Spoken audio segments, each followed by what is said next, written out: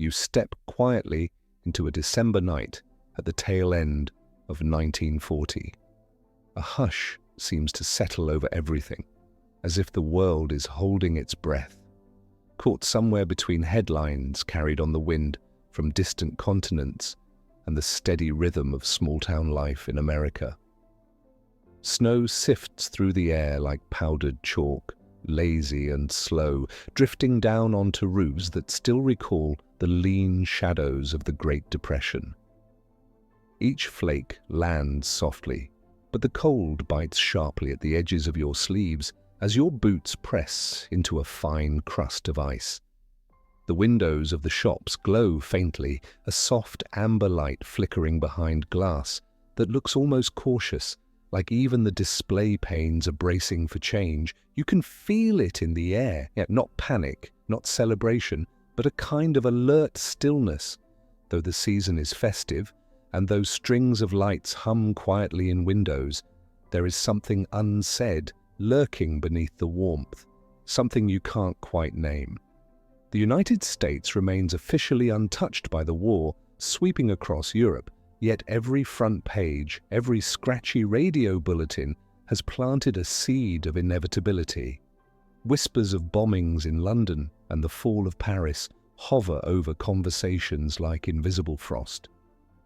You notice how people speak in low tones on porches and behind counters, how they pause before lighting cigarettes, as though waiting for confirmation that life still has its place amid all this tension. Yet even in this uncertainty there is rhythm. As you move down the street, snowflakes cling to your collar, and the scent of pine mingles with something metallic from the city's breath. Somewhere, a radio mutters softly through a diner window. The tune is cheerful, but the voices inside are hushed. On the corner, a mechanical Santa waves from behind a shop window, his arm stuttering slightly as the gears beneath grind like an old pocket watch. A small sign beside him promises that any purchase can be wrapped for just a nickel. The clerk inside wears a strained smile and warns of delays, shipments arriving late, materials trickling in at odd intervals, paper shortages, rail issues, unexpected interruptions. Yet no one complains. They've seen worse. Some shoppers still gather foil from gum wrappers, folding them into garlands at kitchen tables. You imagine a child flattening each piece of shiny silver with careful fingers, trying to turn it into magic. You pass teenagers crowded around a portable phonograph, its brass horn spilling Glenn Miller into the icy air. Their laughter is soft but sharp, like they're trying to pin the moment down before it slips away. They dance without music sometimes, just for the feeling. Down the block, a 5 and dime store hums gently. The bell above the door rings out in a note that seems far too delicate for a decade like this one. Inside you find narrow shelves lined with tin toys, tinsel, and small glass ornaments that look too fragile for their own good. A wooden train catches your eye. Bright red, chipped slightly at the corners. A boy picks it up, then sets it back with solemn care, as if unsure whether it will still be there next week.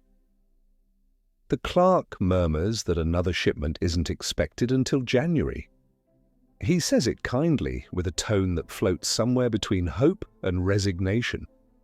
Prices are inching upward. Sugar, coffee, fabrics. But people are adjusting, they ration quietly, subtly. Nobody says the word yet, but it's there, hovering like the next snowstorm.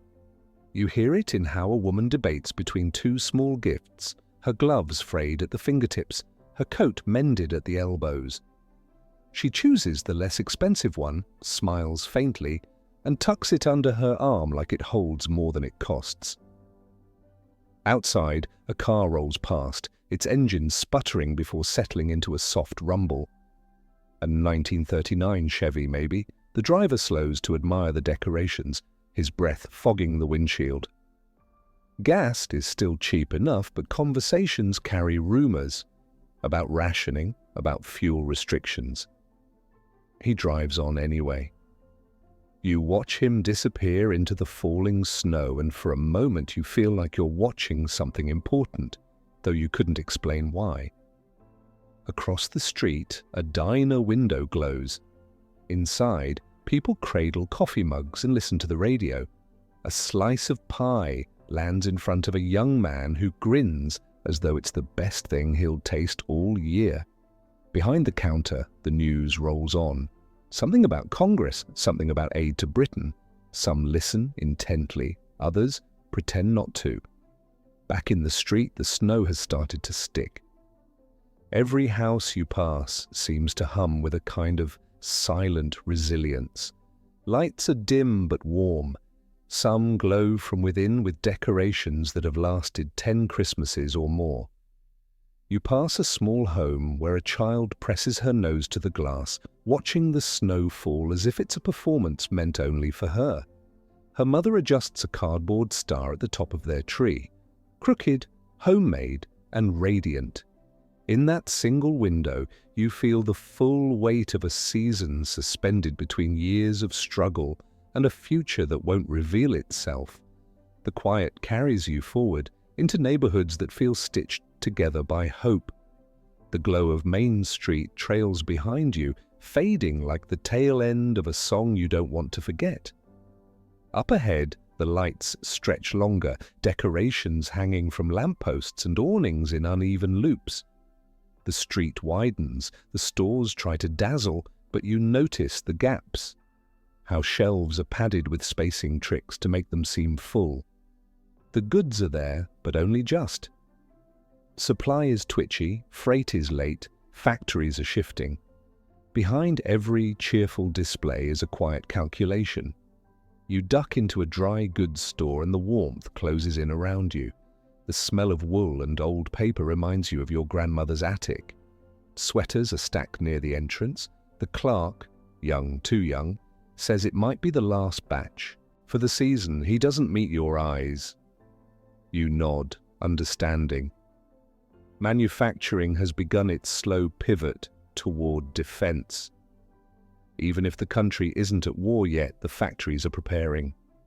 Orders have changed. Civilian stock is shrinking. Not alarmingly, not officially, just enough to make you look twice at what's still on the shelves. You move slowly through the aisles. There are toys made of pressed tin, boxes of ribbon in dwindling piles. A row of wooden puzzles sits slightly crooked on a shelf, their illustrations faded at the edges. One has a faint message written in pencil on the back, a child's joke, or a parent's reminder, you can't tell. You imagine families crouched around tables, piecing together images during quiet nights like this one. The clerk hums a carol under his breath, unaware that you're listening. A couple nearby whispers about rising prices, about whether they should stock up before the end of the month. You hear them use the word "just in case." You've heard that phrase a lot this year. Historians will one day argue about whether Americans saw it coming. The war, the rationing, the ration books, with their columns and codes. But right now, in 1940, people aren't reading history. They're just moving through it. You exit the shop into thicker snow. It's piled up in soft folds along the curbs. A bakery nearby breathes warm air through a side vent. You drift toward the scent of cinnamon and yeast and sugar, and through the frosted glass you see customers clutching small paper tickets. The baker hands out pastries with deliberate care. Not everyone gets what they want, but everyone gets something. That's the rule now. Spread it around. Make it last. You continue down the street, where a hardware store has turned its front window into a makeshift winter scene. Cotton batting plays the part of snow. A miniature village perches on plywood hills. A sign next to the display warns gently that electrical cords are limited this year. Treat your lights gently. Reuse what you can. Repair instead of replace. You feel a gust of wind as the door opens behind you and someone slips past with their collar turned up, clutching a bag against their chest like treasure. Outside, a phonograph spins near a storefront. Bing Crosby's voice rolls out in a honeyed croon. The melody drifts into the night, curling around bundled shoppers. A couple sways slightly. Children stomp their boots to the rhythm. The music covers the cracks for a while. It's not that people don't feel the strain, they just know how to place warmth where it matters.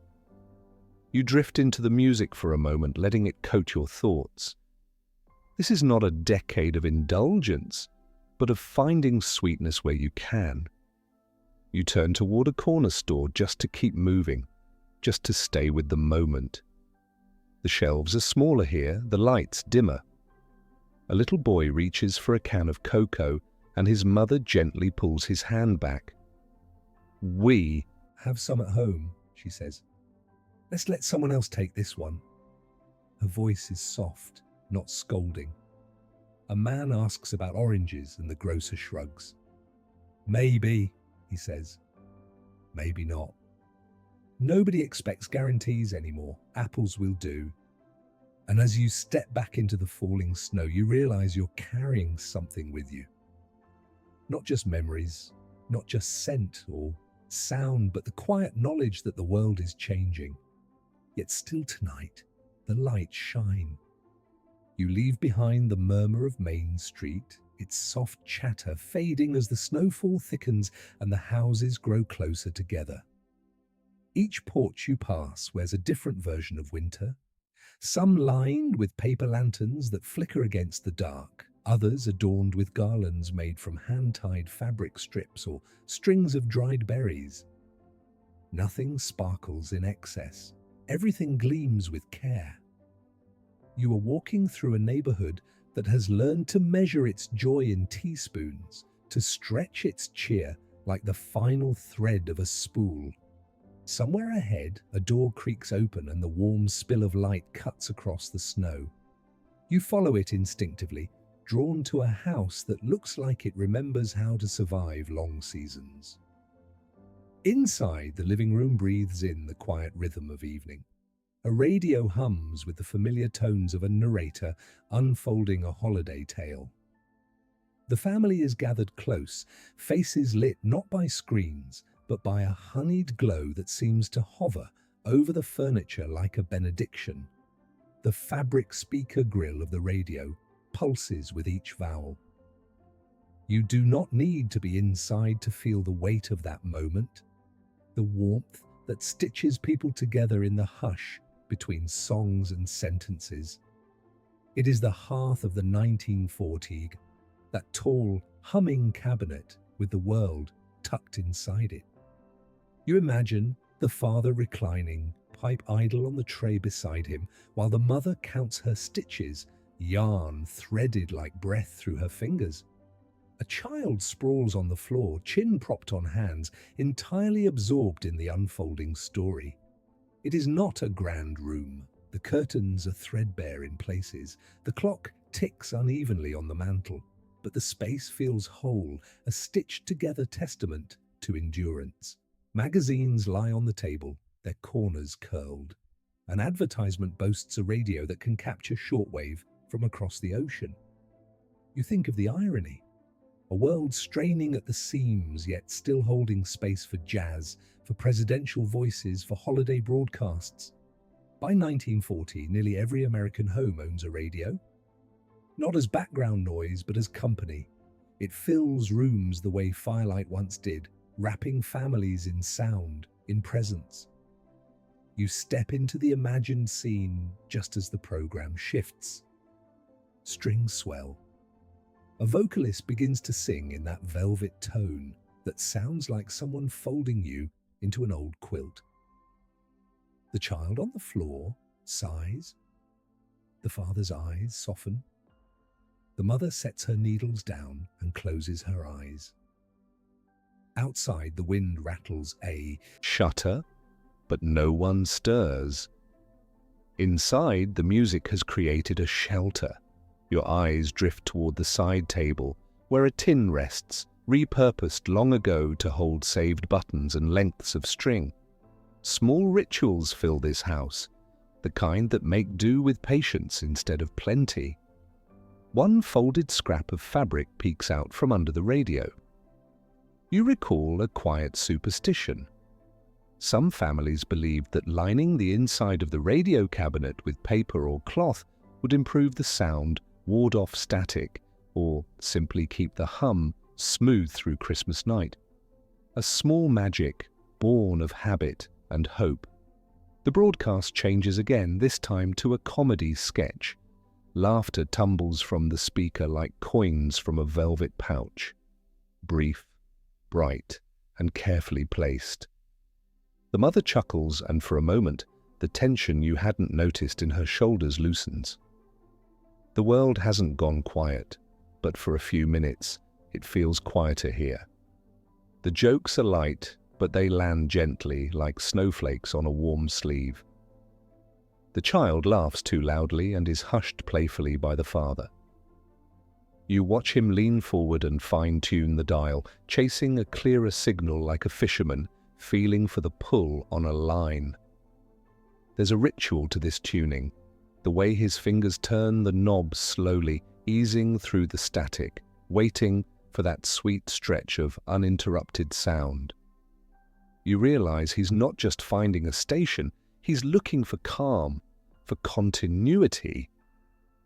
The music returns, softer now, a lullaby for the uncertain, and the child crawls onto the couch, tucking their head under the mother's arm. Outside, the wind whines against the glass, and the trees sway like old men shivering. As the program signs off, the announcer wishes listeners peace, rest, and strength. The father switches the radio off, and the silence is immediate, but not empty. It is filled with the hush of presence. The mother resumes knitting. The child yawns. The kitchen whispers with steam from a kettle left to simmer. You feel the room sigh, then settle. A Christmas night, not grand but grounded, built not from glitter but from repetition and love. You step back into the snow, letting the last of the warmth press gently against your coat like a memory clinging to wool. The world outside feels deeper now, quieter. Each house you pass seems to exhale in rhythm. Curtains drawn, firelight flickering, silhouettes moving like shadows in old photographs. You pause in front of another modest home, its window glowing faintly from a single lamp. Through the frost-blurred glass, you see a small family gathered around a kitchen table. This room feels humbler, smaller. The tree in the corner is crooked, not by design, but because its base is a salvaged bucket weighed with stones. The ornaments are handmade, buttons, cloth scraps, old lace tied into bows. A paper chain loops around the branches, colors fading at the edges. Still the tree glows with sincerity. A child adjusts a star at the top, cut from cardboard, wrapped in leftover foil, bent but shining. You recognize the care in each decoration. These are not objects, they are decisions. The father sits at the table, mending a pair of gloves. His movements are slow, fingers weathered, yet precise. In 1940, repair is not a last resort. It's an everyday act of dignity. Behind him, the mother hums softly while tying ribbons into reused paper. The gifts are few, wrapped in careful folds, bound with twine or string, saved from bakery boxes. A tin on the counter holds more scraps, threads, paper corners, and dried glue. Every piece has purpose. You glance toward the kitchen. The scent of something sweet hovers. Maybe cinnamon, maybe molasses. On the stove, a pan simmers gently. The mother wipes her hands on an apron that has been patched at least 3 times. Each square of fabric speaks of a different year, a different crisis endured and overcome. Her shoulders carry the kind of strength that never announces itself. She moves slowly, humming an old carol out of tune. The child laughs when she hits the wrong note. She shrugs and sings louder. At the pantry, you notice jars lined like soldiers, peaches suspended in syrup, green beans packed tight, tomatoes glowing like bottled sun. These aren't leftovers, They are the future in glass, the result of afternoons spent bent over boiling water, tongs and wax seals. Preservation is not nostalgic here. It is necessary. A well-documented truth, families in this era depend on what they can put away. The pantry is a lifeline, every jar, a thread that ties one month to the next. You turn back toward the living room where the father folds the gloves, now neatly stitched, and places them beside a woolen cap. The children are huddled over a catalogue, fingers tracing the outlines of toys they will likely never see in person. Yet they dream anyway. They circle favourites with stubs of pencils and invent stories to go with each item. A toy truck that wins races, a doll that sings. There is no bitterness in their play, only quiet imagination. They know the difference between wanting and expecting. The mother returns from the kitchen with 2 mugs of thin cocoa, the kind stretched with water and sweetened with only a spoonful of sugar.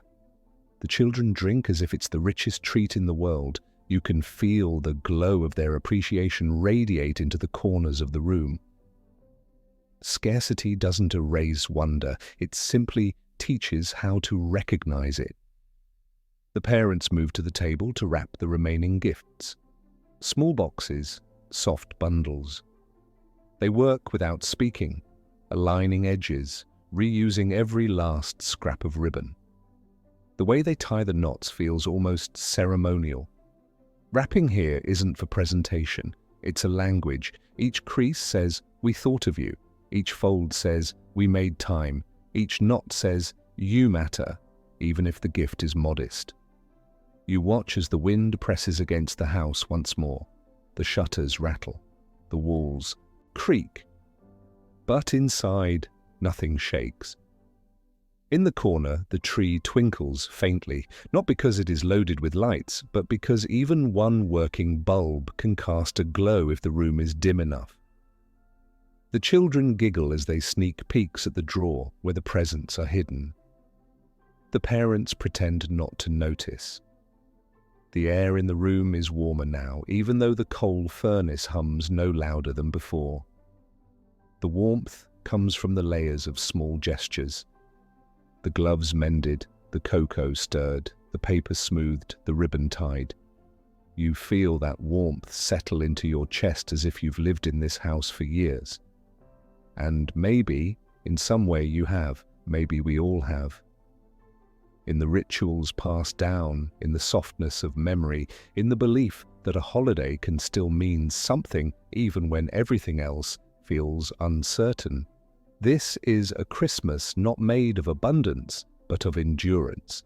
A holiday crafted from habit, hope, and the quiet refusal to let joy slip away entirely. Outside, a car rumbles past, headlights flashing across the frostbitten street. The father draws the curtains, the mother sets the last package aside, the children whisper from under a blanket. The wind continues its quiet song, and somewhere in the dark, the lights still shine. You continue walking through the snowy street, guided now not by light, but by scent. The wind carries a familiar trail, a blend of baked apples, cinnamon, roasted vegetables, and something faintly sweet and yeasty, like a whisper from a warm oven. It drifts through the cold like a promise and draws you forward until you arrive at a small house where the kitchen window glows as if it's the center of the world. You step closer and, without needing to knock, let your imagination open the door. Inside, the heartbeat of the season pulses gently, not from music, not from gifts, but from the slow choreography of cooking. The kitchen is modest, its corners cluttered with function. Cabinets bear scratches from years of use. The enamel on the stove has faded around the burners, and the refrigerator hums a tired lullaby, but the atmosphere is rich with care. The grandmother stands at the counter, rolling dough with a steady hand that's done this hundreds of times before. She wears an apron speckled with flour, its hem repaired with mismatched fabric. Her movements are rhythmic, almost meditative, as she shapes each piece into crescents, dusting them lightly with sugar. It's not lavish sugar, not poured or heaped, just enough to suggest sweetness. You notice the ration book lying on the table, its pages marked with colored stamps and pencil notations. Though formal rationing hasn't fully begun, many families are already adjusting to the quiet tightening of availability. Ingredients don't always show up on schedule. Butter stretches thinner. Milk sometimes arrives late. And so recipes adapt. A spoonful of applesauce replaces some of the fat in the dough. The cookies will be different, but no one will complain. They'll taste like effort and memory. Nearby, the mother tends to a simmering pot of roast, turning the broth slowly with a long-handled spoon. Root vegetables bob lazily in the liquid. Turnips, carrots, maybe a lone onion. She hums quietly, a tune without words. Her sleeves are rolled to her elbows and a line of flour crosses her cheek where she must have brushed away a strand of hair. The roast isn't extravagant, the meat is lean, and the broth is thickened with saved vegetable water. But the smell is comforting, the kind that makes hunger feel patient. A little girl stands on a wooden stool, peeling potatoes with quiet seriousness. Her hands are small, her grip slightly awkward, but she works with deep focus. She pauses to hold up one peeled potato for approval. The mother gives her a soft nod, and the girl beams. In this house, even the smallest hands have purpose. Period diaries from the time often note that children weren't simply observers of holiday preparations. They were participants. Not because it was quaint, but because every hand made the difference between enough and not quite. On the shelf above the sink, rows of jars rest in careful alignment: dried beans, cornmeal, preserved fruits. A brown paper bag leans against a tin of cocoa, its top rolled tightly. The family doesn't keep luxuries on display, they keep essentials within reach. On the top shelf, a small bottle of vanilla extract stands like a rare treasure. In some households it was reused, vanilla beans soaked in spirits, extended for a second or third round. The scent, when uncapped, is faint, but still carries a hint of celebration. As the grandmother transfers the shaped dough to a baking sheet, the daughter stirs the roast again, and the child returns to her potatoes. The rhythm of the kitchen becomes its own kind of song. No instruments, no lyrics, just the sound of spoons tapping pots, steam rising in gentle hisses, and quiet footsteps moving across the worn floor. You stand in the doorway and realize this isn't a meal being made, it's a memory, still warm. At the table, the grandmother tells a story about a winter when oranges were impossible to find.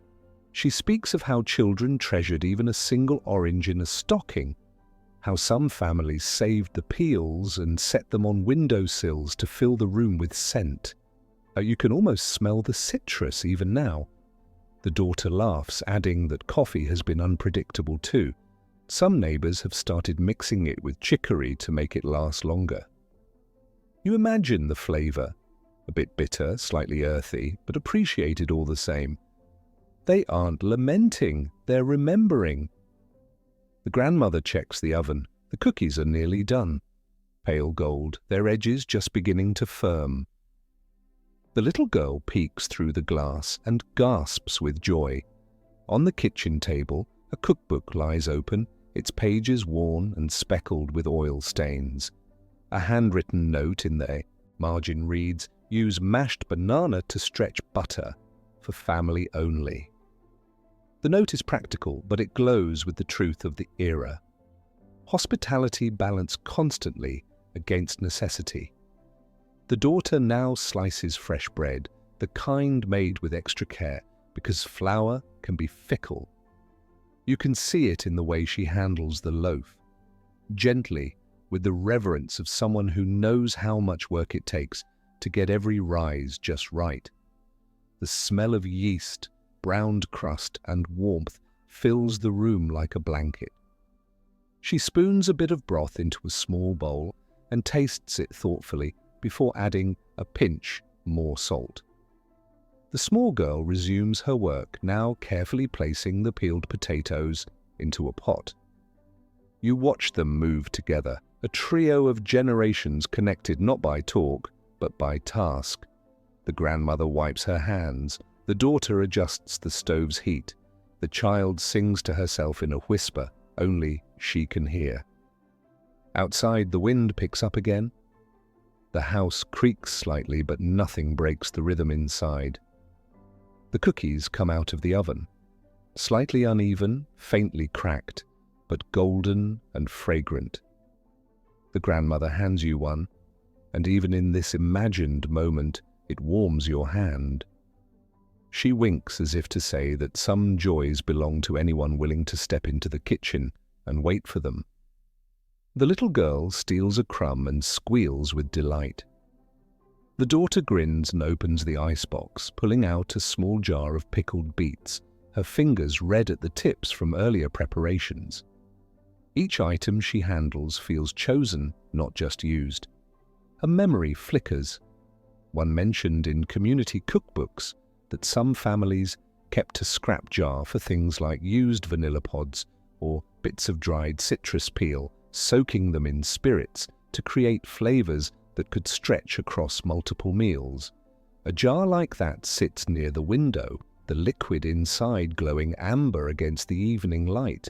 It holds more than ingredients. It holds a season's worth of care. As the family assembles the table, the rhythm continues. Bowls are set down, spoons placed, napkins folded. Not a feast, not by modern standards, but rich in its own way. The roast is carved with precision, not extravagance. The bread is sliced with measured fingers. There are no centerpieces, no silverware polished for guests. This is a meal meant to nourish, to last, and to hold the silence between conversations. Outside, the trees sway gently under the weight of snow. Inside, the family sits, hands washed, heads bowed for a moment of quiet. You don't hear the words, but you feel their intention, a kind of whispered gratitude for what has arrived and what remains. The grandmother serves first. The daughter pours water into chipped glasses. The child reaches eagerly for her plate. You step back, not out of the room, but into its memory. You carry with you the warmth of broth, the scent of sugar on old trays, the sound of fabric sleeves brushing against one another in the service of tradition.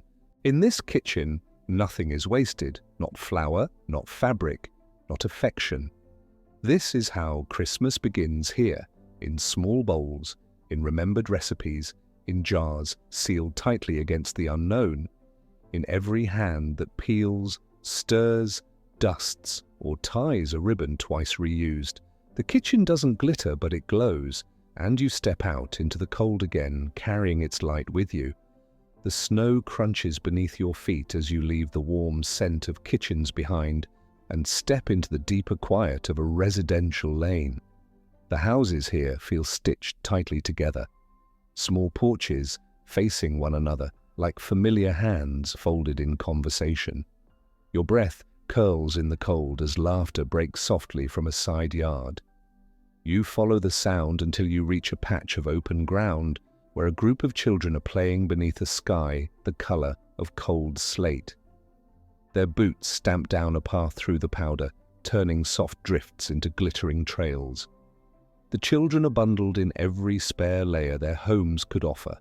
Oversized coats, cinched at the waist with belts, mismatched scarves knotted with care, mittens that bear more patches than original wool. They look like a parade of bundled memory. The girl in the red cap drags a wooden sled up a modest hill, her breath sharp in the air. Her brother leans into the task beside her, the two of them moving in tandem without complaint. When they reach the top, they settle onto the sled, legs tucked, fingers gripping. A shared count. 1, 2, 3. And they shove off, the sled carving a jagged line before tumbling into a heap of snow at the bottom. They rise laughing, brushing snow from eyelashes and collars. You stand nearby, a quiet observer, letting the scene soak into your skin. In this decade, childhood feels like it unfolds in slow, deliberate chapters, each one inked not with excess, but with discovery. The children gather again, forming small huddles. One boy proudly displays a toy truck. Metal, dented, and painted in a dull olive hue. He says it was an early gift from his uncle, found in a clearance bin at the hardware store. His voice carries a kind of gentle reverence, as though the toy holds a story all its own. You remember how import delays and factory slowdowns had already begun to shape what shelves could offer. Even before official wartime restrictions, families were adjusting, turning toward what was available, what could be mended, what could be made. A girl pulls a paper booklet from her coat pocket and kneels near the snow. It's a set of cut-out dolls printed on thin cardstock, worn at the corners, folded along the creases. She presses one carefully into the snow, anchoring it upright, then begins dressing it with illustrated clothing she's smoothed flat a dozen times. Her friends gather around, watching as though the act is sacred. In a decade where new toys are rare, the ones that survive become precious. Advertisements from the time often pushed paper dolls as affordable wonders or midst the whole world folded flat and stored in a pocket. The edges may tear, pieces may go missing, but the imagination fills the gaps. You listen as the children trade quiet guesses about what might be waiting for them on Christmas morning. There's no mention of mountains of gifts, no expectation of overflowing stockings. They speak in hopeful fragments. A small book, a knitted cap, a bar of candy, a tin of crayons feels like a festival. A single orange is met with hushed awe. They speak not with greed, but with grace, each voice carrying the soft ache of possibility. You glance toward the mailbox where one child, cheeks red from the cold, carefully slips in a letter addressed to Santa Claus at the North Pole. His handwriting leans unevenly, but the envelope is sealed with purpose. Inside, he's written only 2 wishes, a pair of wool socks and a model airplane carved from wood. Letters to Santa during this era often reveal more than the season's desires. They reveal restraint, an understanding of their family's boundaries.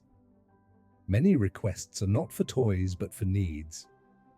Boots that fit, pencils for school, gloves that aren't too thin. Behind every humble ask lies an awareness of what their parents quietly carry. You stand beside the boy as he watches the mailbox, as if hoping it will open in that very moment and whisk the letter into the sky. The children return to their play, running now, chasing one another in circles. Their laughter rings out across the snow, weaving through the bare trees and drifting through chimney smoke. One girl holds up a foil garland made from gum wrappers, each piece carefully folded into a chain. She says she's going to hang it on her family's tree, and the others nod with solemn admiration. To them, it's not trash turned to treasure. It's simply treasure, shining in the weak sunlight like a strand of stars. A boy slides down the hill and lands near your feet. His coat is buttoned unevenly, and his scarf has come loose, trailing behind him like a flag. He grins up at you, cheeks flushed, and says he hopes his sister gets a book this year. She likes to read by the fire. You realize that even their wishes extend outward. These children carry hope not just for themselves, but for one another. In the background, you hear scraps of conversation. Snippets not meant for children, yet overheard nonetheless. One girl mentions her father traveling again, looking for work where it still exists. A boy speaks of his brother joining the National Guard, training in a town he's never seen. Another teen, standing at the edge of the group, mutters that planes have been flying overhead more frequently. Even young ones absorb what the adults don't say. They feel the shape of the world through tone and tension. Researchers may debate how much children understood about the coming war, but their drawings, their letters, their quiet remarks suggest a deeper knowing. One carried, not in facts, but in feeling. As the sun slips lower, the children gravitate toward the front steps of a nearby house. The porch light casts a gold halo on the snow. They remove their mittens, warming red fingers against the wooden rail. The door opens a crack and a mother calls them in. The smell of stew and baking bread drifts out like an invitation. They groan with playful protest. Just 5 more minutes, they beg. She smiles, indulgent, weary, and steps back inside, leaving the door slightly ajar. A train whistle wails in the distance, long and mournful. The children pause, heads tilting as the sound cuts across the evening. In this era, trains mean movement, jobs, letters, departures. Some of their fathers have left on those very whistles, some of their brothers may yet. The children don't say anything, but they listen until the sound fades. They gather their toys, their chains, their dolls, and shuffle inside one by one. Boots thud against wooden steps. The girl with the paper doll tucks it into her pocket like a secret. The boy with the toy truck cradles it like it might vanish. The youngest looks once more at the mailbox, whispering something you can't hear. Then the door closes gently behind them. You stand in the darkening yard for a moment, alone again, but not untouched. The laughter still lingers in the branches overhead. The echo of their small voices hangs in the stillness. These children, with patched knees and borrowed boots, have created a universe from sleds, snowbanks, and hope. Their joy is not a reaction to what they have. It is the creation of it. The wind shifts again, pulling you down the sidewalk, past windows glowing with modest trees and faint silhouettes. You pass a porch strung with lights. Half of them dim, but none removed. It reminds you that in this decade, broken things aren't discarded. They're folded into the celebration, still glowing in their own way. And so you walk on, carrying their laughter with you like a lantern, flickering, brave, and impossibly bright. You follow the snow-dusted path away from the neighborhood homes, the scent of stew and laughter still lingering like steam on your coat. The wind shifts again, and far ahead, that same train whistle slices through the dusk. It sounds less distant now, more urgent. You walk faster, boots crunching through fresh powder, until the world narrows into iron tracks and warm windows glowing from within a modest railway station. This is not the grand sort of depot built for show. It is practical, brick-walled, with wood-framed windows and benches worn smooth from years of waiting. Yet tonight it feels like the center of something weightless and aching. The inside is hushed but full. Overcoats and gloves, woolen scarves and clutched parcels. Every traveller has bundled themselves not only against the cold, but against the quiet goodbyes pressed into each journey. A man in a tan coat stands beneath the arrival board, his fingers resting on the brim of his hat. His suitcase, wrapped in twine, leans against his boot. He's not going home, he's leaving it. A woman across the hall watches him silently before looking down at the envelope in her hand. It's already sealed, addressed, ready to be posted once the train pulls away. Her fingers tremble slightly, not from the cold, but from the weight of things unsaid. A little further down, a family huddles together on a bench. The father clutches his youngest close, lifting him onto his lap, the child's hand sticky from the peppermint candy he was promised for being brave. The mother watches the clock, eyes darting with the kind of calculation that doesn't belong to hours or minutes. It belongs to moments left. Their older son adjusts the cuffs of his uniform. It still looks strange on him, as though borrowed from someone older, but it's his. The army patch stitched to the sleeve is real, and the duffel bag by his feet is packed to the seams with things he might need, though no one quite knows what that will be. The station smells of coal and damp wool, of leather gloves dried too close to the radiator. There's the faintest sweetness of tobacco from an older man reading the newspaper by the wall, his pipe unlit, his mind clearly elsewhere. The headlines speak in guarded tones. Tension rising overseas, alliances shifting, ration talks deepening. Though war has not yet officially swallowed the country, it circles the horizon like frost creeping across a window pane. A woman near the ticket window presses her gloved hand against the glass. She's asking about the 9:45, hoping it hasn't been delayed by snow. She holds a box wrapped in brown paper and string. It's too carefully done to be just a package. You can tell it holds something tender.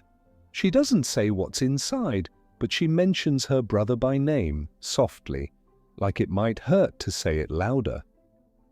The clerk, kind but weary, nods. He's heard every kind of departure in the past month. Sons going to training camps, fathers travelling for factory work, uncles heading toward unknown cities to make ends meet.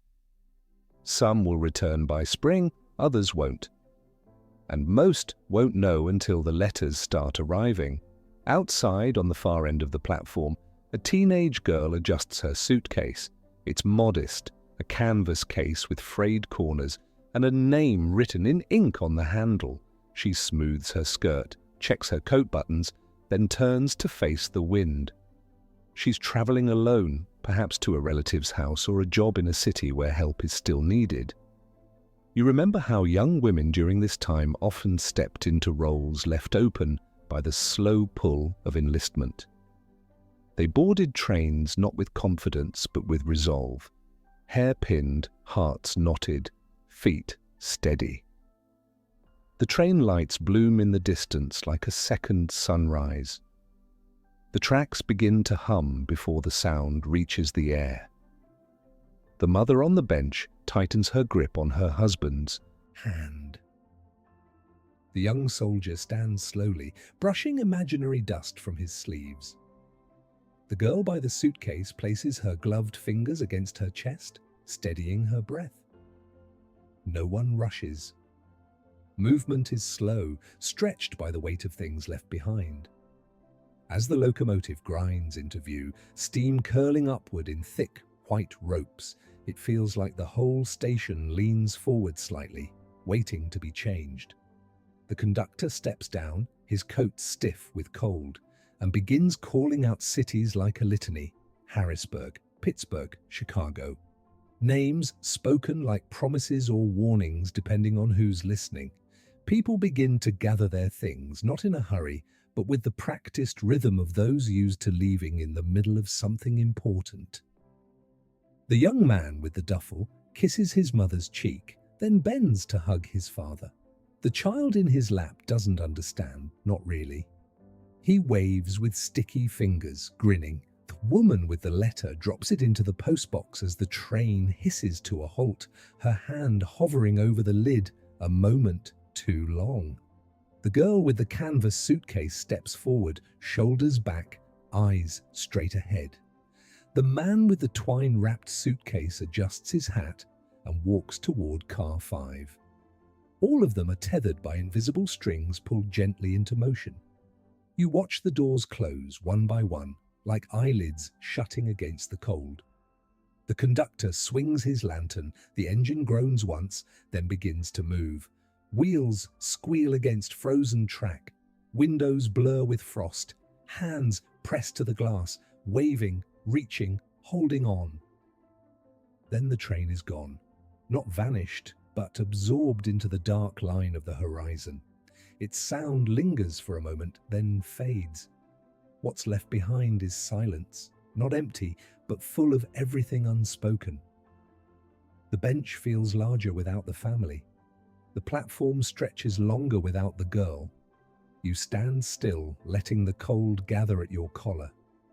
The station has returned to quiet, but not to rest. These walls remember departures like candle wicks remember flame. Inside, the clerk pulls out a thermos, unscrews the top, and pours tea into the cap. He sips slowly, nodding to himself as if confirming that the world still turns even in moments like this. Behind him, a bulletin board holds notes, job postings, lost gloves, handwritten announcements for church services and sewing circles. One page has a drawing by a child, a train with stars in the windows and stick figure people smiling inside. The caption says simply, "Going home." And maybe that's what everyone here wants in the end. Not escape, not even reunion, but the feeling of being known. To arrive at a place where your name is spoken before you explain it, where a chair has already been pulled up at the table, where the sound of your footsteps on the porch is not a surprise, but a signal for someone to put the kettle on. You leave the station slowly, not to follow the train, but to continue the walk it Inspired. Down the next road, you imagine the houses where those passengers once lived. You picture the empty rooms waiting for their return, or the crowded kitchens that make room anyway. You picture stockings hung in faith, candles lit in windows, and unopened letters sitting quietly beside the radio. The snow falls again, softer now, like a hush spreading across the rooftops. And as you walk back into the neighborhood, past fences wrapped in leftover tinsel and windows fogged with warmth, you realize the holidays are not only made of arrivals, they are also made of the waiting. When you leave the railway platform behind, the snow still fresh beneath your boots, you feel the absence of the train like a gap in a sentence. The quiet it leaves is not empty, but waiting. Your path curves past a narrow alley where lamplight gathers like pooled honey, and then opens into the small square where the town's post office sits, its doorway framed in garland. The green is slightly browned at the edges, the ribbon faded, but the care behind its placing is clear. The door swings open with a groan as you step inside, and the world changes again. It smells of ink and winter damp paper, of wool coats and pipe smoke. The interior is modest. Wooden counters with brass-edged windows, pigeonholes brimming with envelopes, and a rack of forms that leans slightly from years of fingers rifling through it.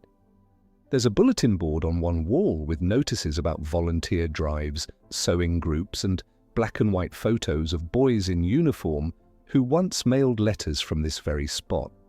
Some still do, others won't again. The postmaster, a man whose back has curved with the weight of too many winters, nods to you with a kind expression and adjusts his wireframe glasses. He's been here long enough to remember handwriting before the war came close, before every address carried an undercurrent of uncertainty. Now, he says, the letters are different. Some arrive trembling, others stiff with restraint. Mothers write to sons in boot camps. Fiancés scrawl their fears across the edges of airmail paper. Children dictate their Christmas wishes while their parents quietly insert notes of gratitude or need. A woman stands at the counter now, sealing a stack of envelopes with careful hands. Each one bears a different name, but all of them begin with "My dear." Her handwriting curls like frost, slow and deliberate. She tells the postmaster that her daughter is stationed 3 states away, teaching children at a wartime nursery, and that writing helps the silence feel less hollow. The stamps are licked with reverence. She doesn't ask if they'll arrive on time. She asks only that they be sent. You watch as she places them in the outgoing box one by one, like prayers folded into the dark. In the corner, a boy of maybe 12 scribbles on a postcard, tongue pressed to his lower lip in concentration. His coat sleeves are a bit too short, and his shoes look like they've been handed down more than once. He's using the public writing desk where the ink bottle rests in a shallow groove carved by decades of elbows. His message, short and smudged, is for his older brother who shipped out last month. He writes not of heroism, not of headlines, but of snowmen and roasted chestnuts, of their dog sleeping under the stove, and of the red cap their mother still wears every December. When he finishes, he slips it into a bright envelope, the only one he could find, and addresses it carefully. He adds a small sprig of pine he kept in his pocket. It's a letter without weight, yet heavy with meaning. The postmaster leans over to offer him a peppermint. The boy thanks him, cheeks flushed. He doesn't linger. He's done what he came to do. Behind him, the next customer steps forward, a man in a suit that fits too well to be new. He's holding a single telegram form, his expression unreadable. He asks for the form to be stamped and doesn't explain further. You sense that his message may not be joyous. Some notes arrive in December, not as greetings, but as signals. Moments caught in cables that don't wait for the calendar to turn. The postmaster obliges without question. In this town, discretion is a kind of gift. You walk toward the shelves where the unsorted mail rests, a mountain of brown parcels, battered envelopes, and holiday cards sealed with wax or trembling tape. Some are marked with "Do not bend," others bear return addresses from far corners of the country. One box is wrapped in an old newspaper, tied with thread instead of ribbon.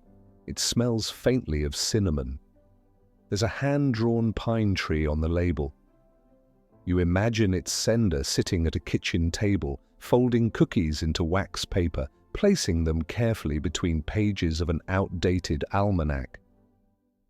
Perhaps it was all she had, and perhaps it was more than enough. The radio hums low behind the counter, playing a version of "I'll Be Home for Christmas," so soft it feels like memory itself. The voice is grainy, full of longing. It wraps around the room like steam, blurring the corners. Everyone here seems to know that some arrivals are only imagined, some reunions only wished for. But the letters, they travel anyway, carving their way through snowbanks and switchboards, through sensors and creased maps. Near the front door, there's a display of greeting cards. Not many remain. The more expensive ones are gone, leaving behind a few simple illustrations, a snow-covered chapel, a lantern glowing in a dark forest, a pair of mittens hanging on a line. None sparkle, none sing. Yet each one seems to hold something sacred, a stillness, a gesture, a pause in the noise. A young couple browses them in silence, choosing carefully. The woman finally selects one with a sleeping village and says it reminds her of home. The man just nods. They don't need more words between them. At the side desk, an older gentleman sits with his pen paused mid-sentence. He stares at his half-written letter, the ink drying at the edge of a sentence he hasn't found the courage to finish.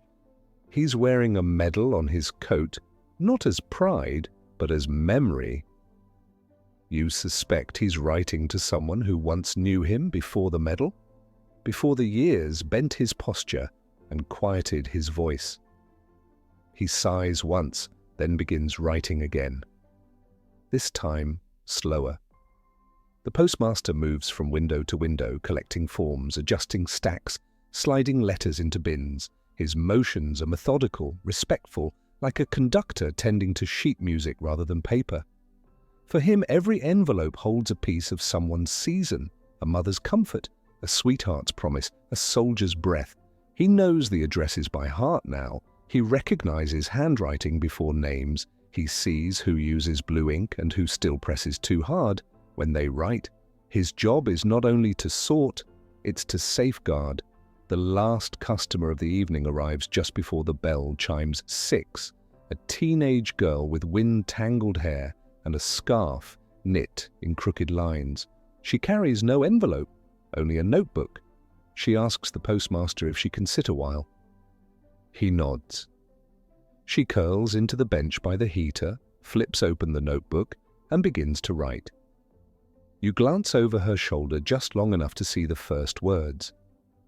This year I learned how silence holds more than sound ever could.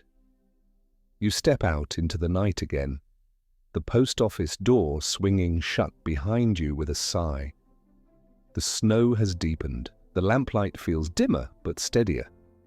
As you walk, you picture those letters now on their way. Some headed toward barracks, others to boarding houses or hospital wards, some to porches where footsteps haven't fallen in months. They will cross cities and counties, arriving just in time or just too late. Some will be opened in silence, others will be read aloud beside the fire again and again. And perhaps that's the truest shape of this season. Not the gift itself, but the act of sending, the decision to reach across absence, to say, I remember you, you are not forgotten. As you walk away from the post office, your thoughts still echo with the quiet of unsent words and unsaid goodbyes. The snow beneath your shoes has thickened, layering over the footprints you left behind. A hush falls again over the streets, not from silence, but from reverence. Down the next narrow road, framed by stone walls and thick cedar trees, stands the town's chapel, a humble wooden structure with a steeple that leans slightly in the wind and windows that flicker like watchful eyes. Tonight there is light spilling from every pane. The chapel doors are open, welcoming the last of the evening's visitors. You cross the threshold slowly and the world seems to exhale. Inside, the warmth is immediate, but not loud. It is the kind that wraps around the body like a memory. The scent of melted wax, pine boughs, and old wood rises like prayer. The pews are filled, not shoulder to shoulder, but deliberately. Each space carries a sense of presence. Coats are draped neatly over laps. Hats rest in trembling hands and scarves are tucked beside hymnals. No one speaks above a whisper. The minister stands quietly at the altar, not yet begun. His Bible remains closed, his eyes lowered. The organ hushes into a breathless pause, and in that moment, a young girl walks to the front, clutching a bundle of unlit candles. She begins to pass them out row by row. Children reach for them with both hands. Adults take them with care. No one lights them yet. They wait. Waiting is part of the ritual here, not an absence, but an offering. You take your seat near the back, beside a woman who smells of cloves and mended wool. She smiles gently but says nothing. Her hands are folded in her lap, and the candle she holds is already tilted slightly, ready for flame. From the corner of your eye you see a man in uniform remove his gloves, then press them carefully into his coat pocket. He wipes a trace of soot from his knuckles. He may have come straight from the train or from somewhere far lonelier, but he is here now. The minister steps forward and begins to speak, voice low and steady. He does not raise it. The chapel amplifies reverence more than volume. He talks of light in darkness, of stars over shepherd fields, of promises whispered through centuries. There is no mention of battles or politics, no headlines read aloud, only the soft recounting of a story much older than this decade, a story wrapped in dust and starlight. Around you, people close their eyes, not to sleep, but to feel. Then the first candle is lit. A single flame passed gently from hand to hand. It moves slowly, carefully, across the room, a flickering thread that pulls strangers together. One by one, the candles bloom. The chapel fills with warmth, not of temperature, but of glow. The stained glass windows catch it in their edges, throwing fragments of color onto the pine-swept floor. You glance upward and see dust dancing in the beams like golden snow. A young boy in the front row begins to sing, his voice small but sure. Others join in, layer by layer, until the old hymn takes form. Not polished, not perfect, but deeply human. Silent night, holy night. It moves through the rafters, slips between pews, curls around shoulders. Even those who do not sing feel it settle in their bones. The soldier closes his eyes. The woman beside you hums, her voice catching only once. In the back corner, a woman stands holding a baby bundled tight against the cold. The child doesn't cry. Instead, she looks around wide-eyed, mesmerized by the flickering sea of candles. Her tiny hand reaches upward, fingers stretching toward the nearest flame. The mother pulls her closer, kisses her forehead, and rocks gently. That simple motion, the back and forth of cradle and comfort, becomes a rhythm in itself. The song fades not with applause but with breath. The minister offers a final blessing, then steps down, his footsteps soft against the wood. No one rushes to leave. There is no scramble for coats or boots. People sit for a long time afterward, watching their candles melt down to silver nubs. Some pray. Some stare into the flame. Some simply sit, letting the stillness speak louder than words ever could. Eventually, the candles are placed in small brass trays by the door, each one extinguished with care. No flame is snuffed violently. Each is coaxed into smoke as though whispering it back to sleep. You rise and follow the line out into the night again. The snow is heavier now, yet the streets feel softer somehow, like the light from inside the chapel still clings to your coat. Across the road, a bell in the tower rings 9 times. It echoes through the empty square and fades into the rooftops. The town feels changed, even if nothing visible is different. You notice a man walking ahead of you now, whistling the same hymn under his breath. He turns a corner and vanishes. You do not follow. Instead, you walk toward the edge of town, where the last houses sit like guardians beneath the stars. One has a candle still burning in its window, another with a sled leaning against its porch, dusted in snow. Somewhere nearby, a dog barks once, then settles. The world has grown quiet in the way that only winter allows, a quiet that contains all the noise of the day tucked beneath its stillness. In a yard ahead, someone has built a small nativity scene from scrap wood and fabric. It isn't ornate, the paint is chipped, the straw damp, but there's care in its arrangement. A carpenter's hand, perhaps. The baby figure is wrapped in what looks like flannel torn from an old shirt. The figures stand motionless, but they seem to hold breath, not of performance, but of presence. You pause there a moment longer, listening not to the wind or the snow, but to the sound of stillness being honored. Behind you, the chapel lights have dimmed. Ahead, the houses rest, and above, the stars remain, steady, silent, and cold, yet familiar. The walk back into town feels slower, not because your legs are tired, but because the night has grown sacred. With each step, you carry fragments of everything you've passed, the letters written in longing, the soldiers waving from foggy trains, the candles burning one by one in rooms filled with waiting hearts. You carry it all, quietly, gently, like a child carrying a glass ornament in cupped hands, and maybe that's what December asks of us. Not grandeur, not noise, but gentleness, a willingness to walk slowly, to listen, to remember what was, and hope for what may return. The houses begin to light themselves from within as you walk back toward the heart of the town. From behind frost-blurred windows, you glimpse silhouettes shifting through rooms, the hush of routine broken only by the sound of dishes being dried, or coal being scooped into stoves. These homes are neither grand nor forgotten.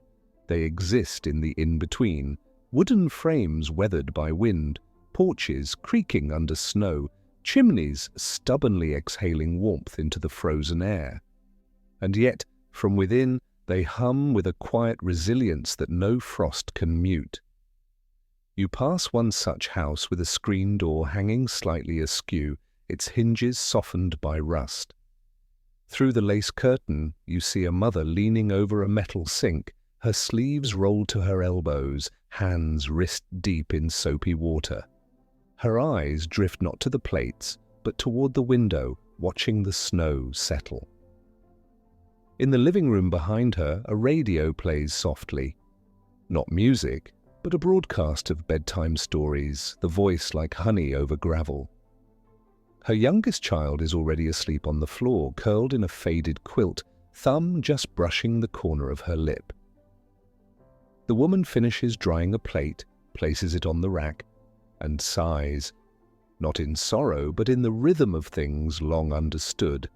Next door, a grandfather with stiff knees lowers himself carefully into a rocking chair. On the side table beside him rests a cracked photograph, black and white, soft at the edges. He glances at it once, then reaches for a pipe he no longer lights. Instead, he just holds it, as if memory still rises from the bowl. In the next room, his daughter adds another log to the fire, the orange glow painting her face with flickers of motion. She calls her children to help string popcorn on thread. They gather at her feet, fingers sticky with sap and excitement.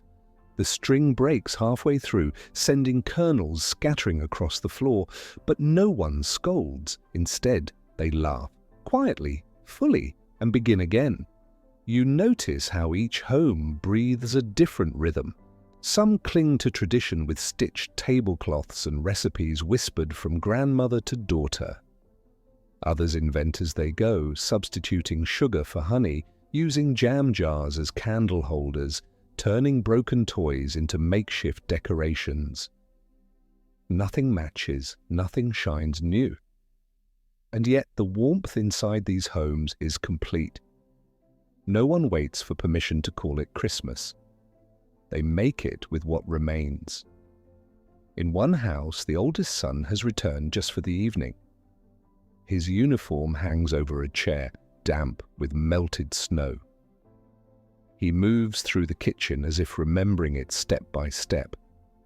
He slices apples for pie, his fingers slower than they once were, but steadier now.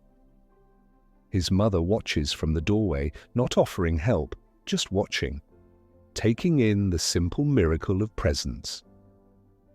At the table, the other children whisper stories they've saved just for him. He smiles without words, and when the youngest places a paper crown on his head, he doesn't take it off. Farther down the street, a widow prepares her late husband's favorite dish, just as she has every December for 23 years. She hums as she stirs, off-key and a little too loud, because the silence otherwise might grow too heavy. She sets the table for one, pours cider into a glass she hasn't used in months, and places a tiny pine branch beside the plate. Then she sits, not to eat, but to remember, to honor a meal unfinished. Outside, the wind picks up, stirring the flakes into soft spirals. A curtain lifts in one window, revealing a boy sitting cross-legged beneath a tree no taller than his knee. The tree leans slightly, lopsided from too many paper stars on one side, but he beams at it like it were made of gold. He's drawn a fireplace on cardboard and set it behind the tree, orange crayon flames licking upward, flickering in his imagination. When his father walks in, smelling of the factory and kerosene, the boy points to the fire. His father nods solemnly and says it's the warmest hearth he's seen in years. On the edge of town, where the road curves back toward the tracks, an elderly couple sits in silence. Their home is nearly bare, no tree, no lights. Just a candle on the windowsill and a wooden bowl of chestnuts between them. They peel them slowly, passing the halves without speaking. Their companionship is old and deep, built not on chatter, but on knowing. At one point, the woman reaches into her apron and pulls out a single wrapped candy. She offers it to him without ceremony.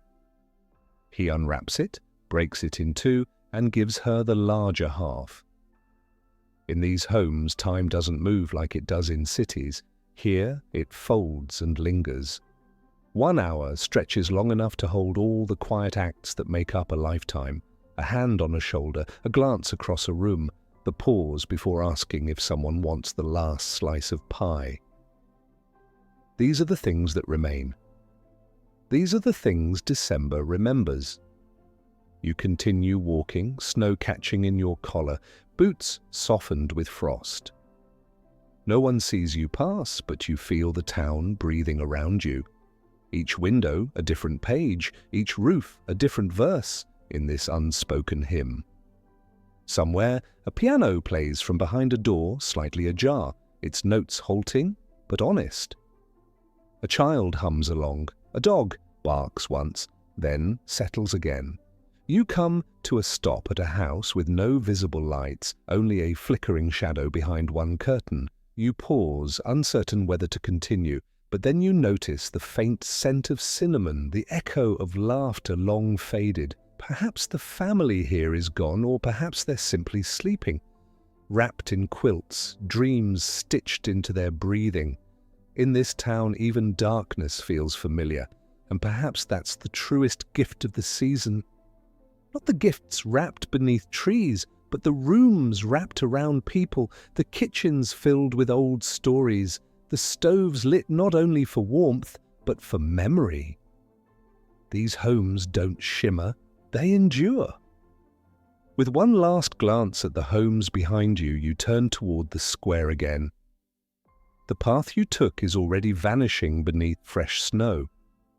Your footprints disappearing as though the night is tucking them away. You don't mind.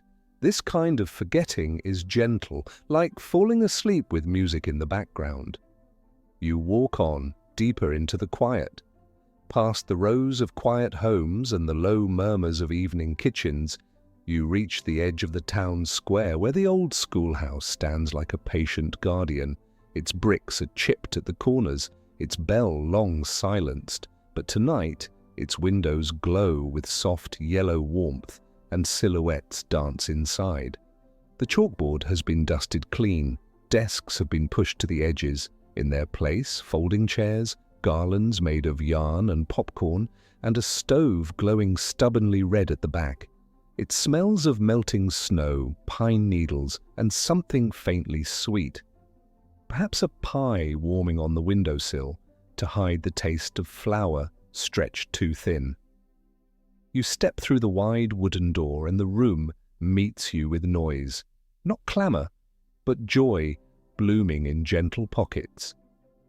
A group of boys huddle near the stove, one peeling off damp socks and holding them near the heat, the others laughing in muffled bursts.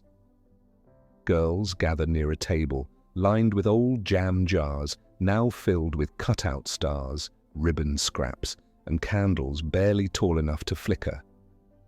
Everything in the room is reused, rethreaded, repurposed, and somehow more beautiful for it. A line of paper angels drapes from the chalk rail, their wings cut from old sheet music and ledger pages. At the front of the room, a woman in a dark blue dress taps a fork against a tin cup. Her hair is pinned with care, and she holds herself like someone used to keeping order. You remember her from your own childhood, the way she once taught arithmetic as if it were a language passed from parent to child, not just numbers on a board. Now she smiles as a boy with a violin takes his place near the front, shoes scuffed, collar uneven. He lifts the bow, swallows hard, and begins to play. It is not perfect. A few notes waver, some arrive too soon, but no one minds. The sound is enough. It rises through the old rafters, brushing the faded flags, curling around the garlands, warming the gaps between strangers. The melody is familiar, a lullaby of the season, stitched into memory rather than written on paper. A woman near the stove wipes her eyes discreetly, then lifts her chin and sings along. Her voice is quiet but clear, and soon others follow, their harmonies soft, a community rebuilding itself with every verse. In the back corner, a group of men lean against the window ledge, sleeves rolled up, hats in hand. One pulls a harmonica from his coat, plays a slow line beneath the melody, letting it wind beneath the violin like thread through fabric. The others nod along, tapping boots gently on the worn wooden floor. These are not musicians, they are labourers, farmers, men who've patched boots more often than they've tuned instruments. But tonight, every note carries weight. Someone sets out a plate of molasses cookies, each one cracked and uneven, but still warm. Children dart forward to grab one, giggling as the sugar sticks to their mittens. An older girl, perhaps 15, offers cups of watered-down cider from a dented kettle. Her hands are chapped, and she smiles with a softness that feels older than her years. You take a cup and thank her, and she nods with the practiced kindness of someone who has already learned to notice who has enough and who might not. A short play begins. Nothing scripted, just a few children reciting verses from memory, while others act them out with robes sewn from old bedsheets. One child holds a broom as a shepherd's staff, another wears a crown made from cardboard and gold paint, flaking at the edges. The story is one told 1,000 times before, of travellers, of stars, of a birth in a place too small to hold wonder. But here, in this room, it feels new again. Perhaps because it is no longer about distance, but about presence, about those who showed up, about making do, about choosing to gather even when the world outside forgets to offer comfort. You glance around and realize the faces have changed. Not the people, but the way they carry themselves. Laughter comes easier now. Shoulders have lowered. The room no longer feels like a borrowed space, but a living one. A boy sneaks another cookie and is gently scolded by a woman, not his mother, and he grins with the delight of shared boundaries. The violinist has set his bow down and now sits with a group of girls near the blackboard, his cheeks flushed with pride. Near the back, 2 chairs sit empty, not from absence, but from waiting. One holds a coat, too large for any child. The other has a wrapped bundle beneath it, perhaps a loaf of bread, perhaps something smaller. No one touches them, no one asks, they're simply acknowledged as if to say, you belong, even if you are not here yet. The music begins again. This time an old upright piano joins, its keys softened by age. The song is slower, heavier, but no less tender. The room sways gently, not in movement, but in breath, the rise and fall of 100 quiet stories stitched into the fabric of a single evening. As the night deepens, the gathering draws to a soft close. There is no grand dismissal, just a gradual hush. Children fall asleep on benches, coats are pulled over shoulders, cups are rinsed and placed upside down to dry. The violin is tucked back into its cloth wrap. The stars made from ledger paper flutter once in a breeze from the open door. You step outside again, cider still warm in your chest, and the schoolhouse behind you seems to exhale. Its windows dim slightly, but the glow lingers in your memory. The square is quiet now, even the snow seems to fall more gently, as if softened by the warmth of songs still echoing beneath your skin. Far off, a clock tower strikes once, a single note. You do not know if it marks a new hour or simply the ending of this one. Either way, you walk on past the storefronts now closed, the bakery, with its shuttered window, the post office dark but still standing as if waiting for more letters to carry. And in that walking, in that soft passage, from one warmth to the next, you begin to understand something deeper than ritual. That Christmas was never about perfection or plenty. It was about pauses like this, sacred, small, unnoticed by most. where the world became bearable again because people chose to gather, to sing, to share, to remember. And the night holds its breath once more. The streets grow quieter now, as if the town itself is being tucked beneath a blanket of frost. The air has thickened, not with snow, but with stillness. It hums like a slow breath held too long.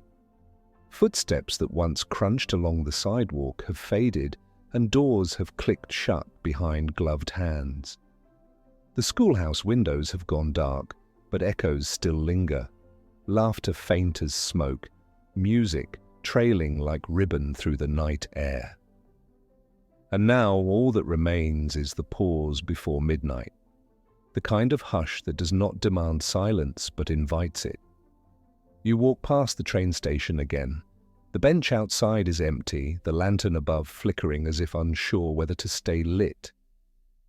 Through the smudged glass of the ticket office, you see the clerk resting in his chair, cap tilted forward, hands folded on his chest. The schedule board behind him hasn't changed in days. Delays penciled in with care, as if hoping a train might surprise them all and arrive early for once. But tonight, no one waits with baggage. No goodbyes hover in the cold. The platform is blanketed in a dusting of fresh snow that no heel has disturbed. It's as though even the engines have been granted rest. Farther down, the town chapel's bell remains silent, its rope swaying ever so slightly, touched only by wind. But inside, a single candle still burns near the altar. The priest has retired, his robes hung neatly, his final prayer whispered into the wooden pews that held the town's worries for another year. The air inside smells of wax and cedar, but now the flame dances alone, a watchful sentinel in a sanctuary meant for many. And even in its solitude, the light feels complete. In one narrow alleyway, a figure stands smoking beneath a rusted fire escape. The man is wrapped in layers that don't quite fit.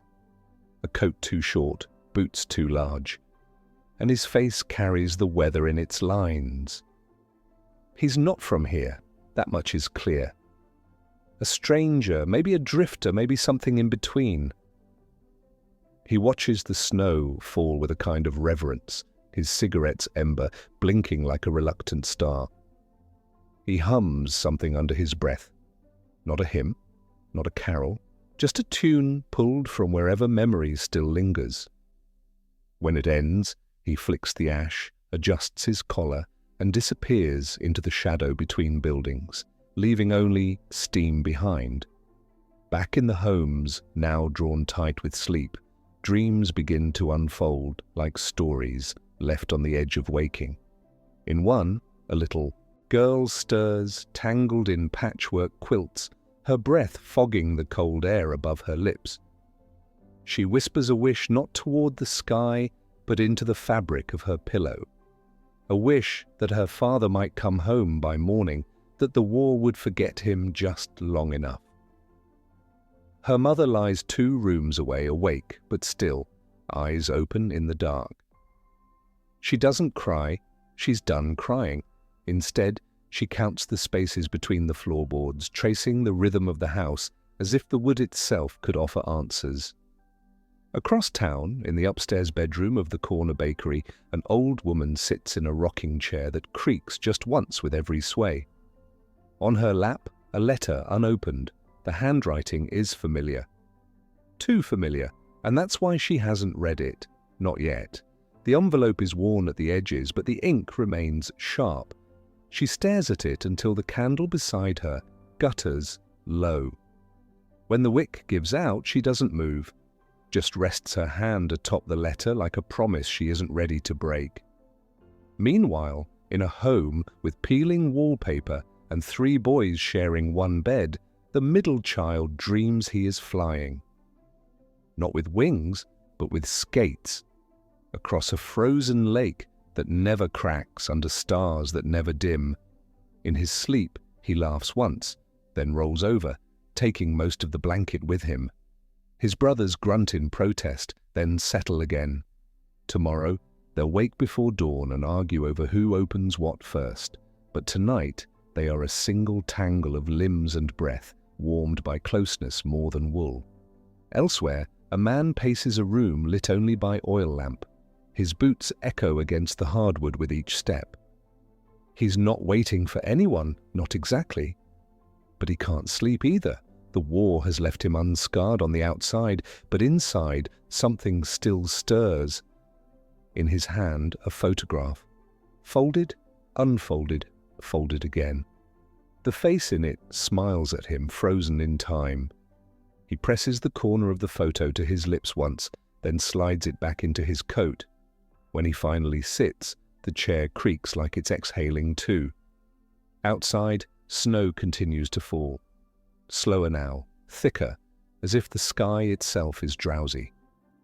Street lamps glow behind halos of flurries, their light more suggestion than illumination. Somewhere, a church mouse skitters along a baseboard. A dog barks once in its sleep. An icicle lets go from a rooftop and lands with a softened thud in a drift below. There are no sleigh bells tonight. No reindeer footprints on the roofs. The magic here is quieter. It moves between floorboards and under doors. It nestles in the scent of cinnamon long since baked away. It flickers in the eyes of someone looking out a window just to be sure the snow hasn't stopped.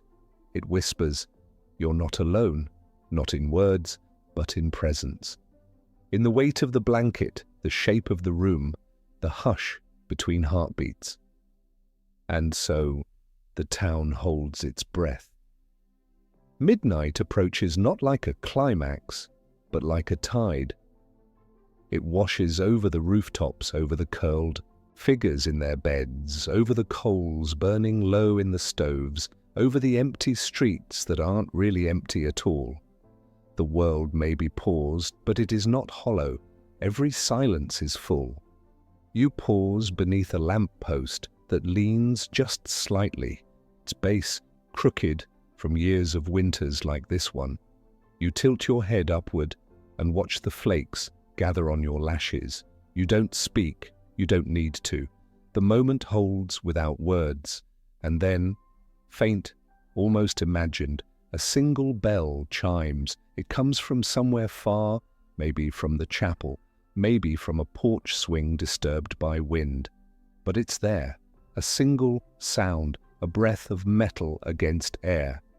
And that is enough. You turn and begin walking again, not because you are going anywhere, but because this night invites movement. Not escape, just motion. The kind that tells the world, I am here. I am still here. Somewhere before dawn, long before the sun finds its place along the eastern ridge of rooftops, a pale grey light begins to stir across the town's windowsills. It is not yet morning, not truly, but Christmas begins not with trumpets or declarations, but with the almost imperceptible shift of shadow into softness, the kind of hush that tells the frost it has done its work, and now warmth may cautiously return. In one house near the edge of the town square, a small boy wakes before anyone else, not because of excitement, not exactly, but because something in the air has changed. He doesn't leap from bed or cry out. Instead, he lies still for a moment, eyes wide open, watching the ceiling turn from ink to ash to soft pearl. He hears nothing, not even the wind, just the ticking of the wall clock downstairs and the quiet breath of his baby sister in the crib beside him. She shifts, her fingers curling against the wool of the blanket, but doesn't wake. Downstairs, the stove is still cold. The tree, a thin, uneven pine that leans slightly to one side, stands in the corner where last night's fire once warmed its base. The tinsel is handmade, twisted from foil scraps and ration wrappers. There are no coloured lights, only a string of paper stars cut with careful hands. Beneath it, 3 packages sit, all wrapped in brown newspaper tied with red yarn. No tags. The children know which is theirs by shape and guesswork, not by name. The boy tiptoes down the stairs, each step a breath held between creaks. He doesn't go to the tree, not yet. Instead, he walks into the kitchen where the cold floor bites at his heels. On the table sits a plate, now empty, save for one broken cookie. The kind meant for Santa, though no one truly speaks of belief anymore. Still the ritual remains, a small kindness left in case Wonder decides to stop by. He picks up the cookie half, considers it, then places it back on the plate as if to preserve what's left of the magic. Outside, the sky has turned from coal to pale slate. No sun yet, but the promise is there. In the bakery, above the square, the old woman from before opens her eyes without surprise, as though her body no longer needs to be told when to rise. She does not groan or stretch, but instead lifts herself quietly and begins to dress. Her hands move without thought. Blouse, skirt, shawl. She ties her hair back in a single knot. The letter remains where it was, unopened. But she doesn't look at it this morning. Today there is bread to make, even if only a few will come. She lights the stove with practiced motions, and soon the warmth returns to the room in slow waves, filling the corners first, then the center. The smell of yeast and flour follows soon after, wrapping the space in something sacred, not because it is rare, but because it is familiar. She hums as she works, just a note or two. The same melody she always used when her daughters were small.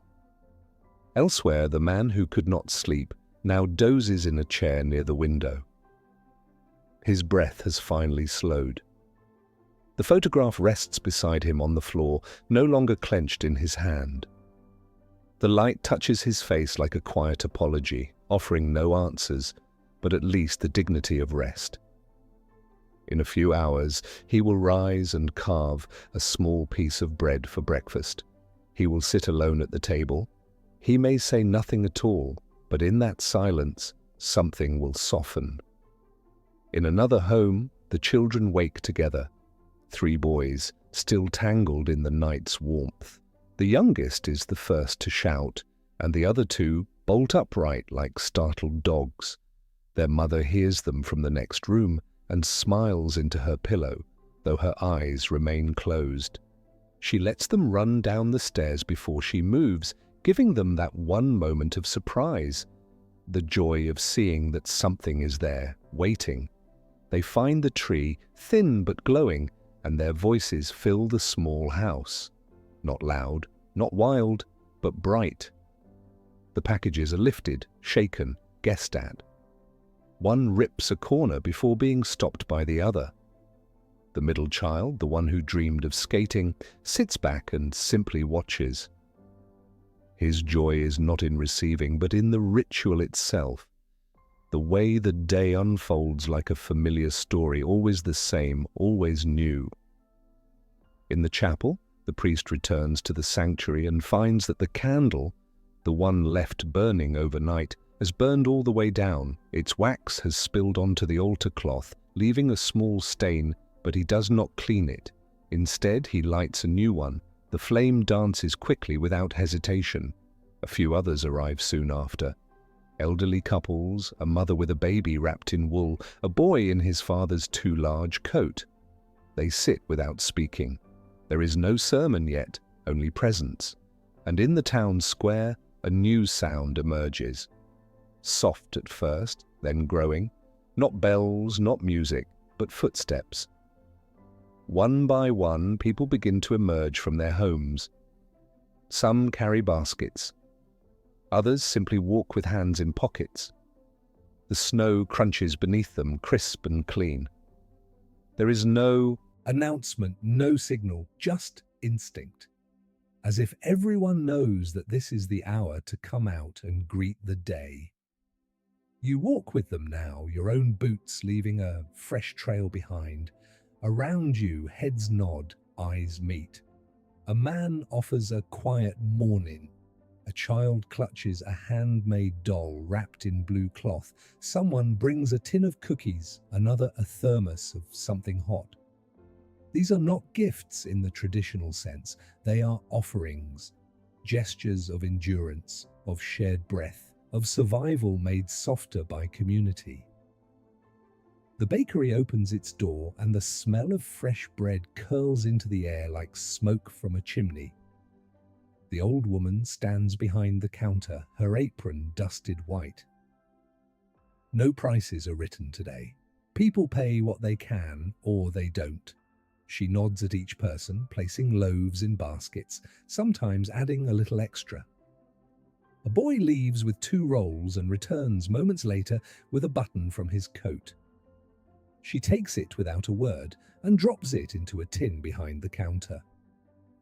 There are no grand feasts, no parades, but the streets feel full, not of noise, but of warmth.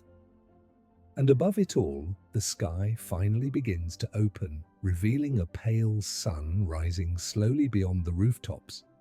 Its light isn't golden, but it is steady. It touches each chimney, each frosted pane, each shoulder hunched against the cold. It blesses the town not with grandeur, but with quiet presence. And so, Christmas morning begins, not with spectacle, but with stillness, with the shared breath of a town that has known loss and yet still wakes, that still bakes, still sings, still gathers, that still believes in mornings like this, when hope arrives not in trumpets or snowfall, but in the simple act of being together. By the time the sun rises high enough to cast long shadows across the rooftops, the town has fully awakened, not in a rush. Nothing today moves quickly, but in layers, like a song, building softly from silence. The windows begin to open, not for fresh air, but to let the light inside. Curtains are pulled back, and the faint warmth of daylight spills onto kitchen tables, dust motes swirling like tiny messengers of peace. In the house, near the edge of the square, the boy who woke before the rest now sits with his sister on the living room rug. The brown paper package he was eyeing all week has been unwrapped, revealing a single carved wooden horse, its legs stiff and proud, its mane painted by hand. It isn't new. Not really. It belonged to his uncle once, long before the war, long before men were taken from their towns and scattered across oceans. But the boy doesn't know that yet.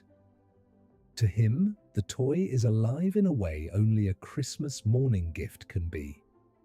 He trots it across the rug slowly, avoiding the cracks in the floorboards as though they were canyons. In the kitchen, his mother prepares a meal with the few ingredients she's saved across the last month.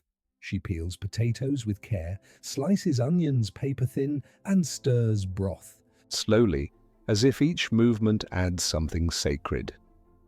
There is no feast, but there will be a table, and on that table there will be something warm.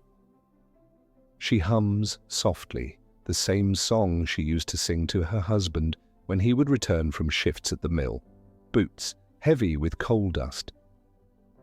The notes are thinner now, but they still rise.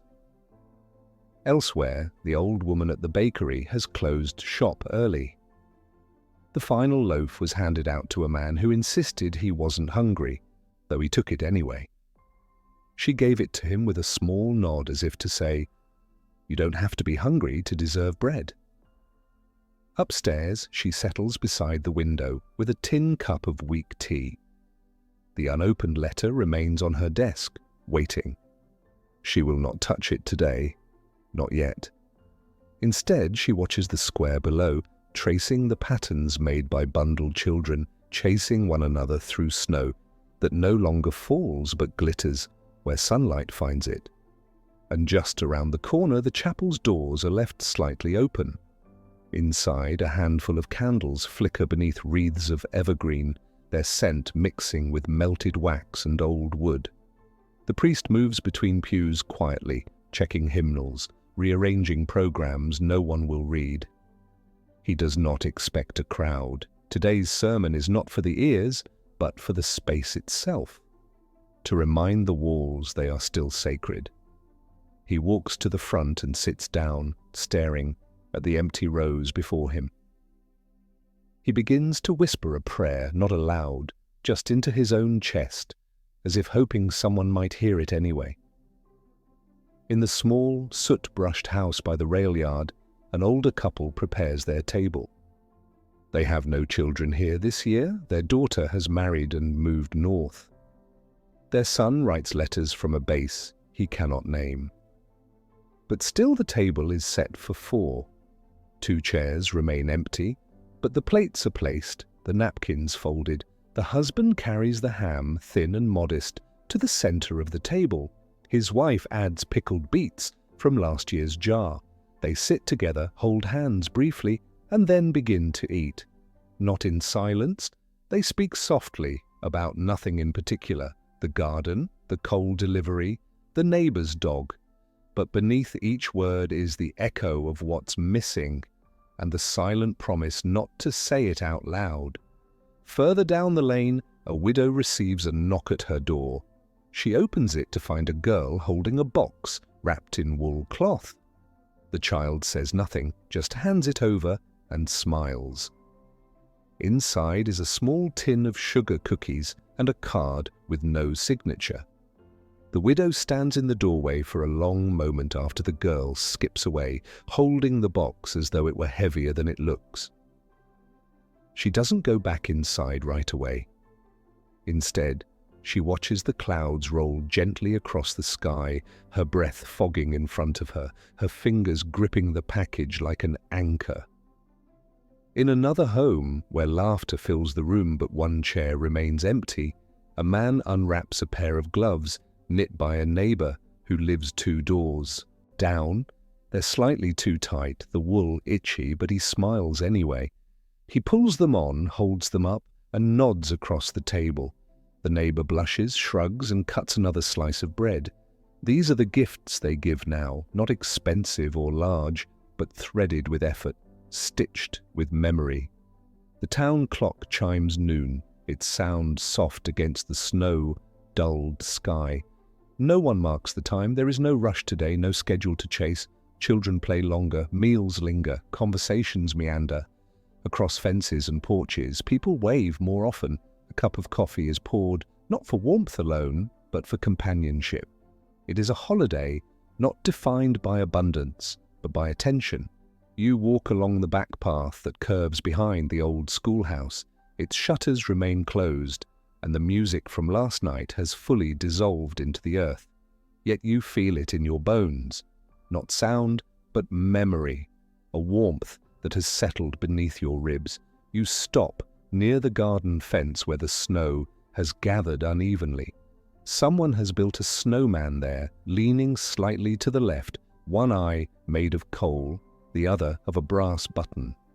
Its crooked smile reminds you that even in winter, joy finds shape.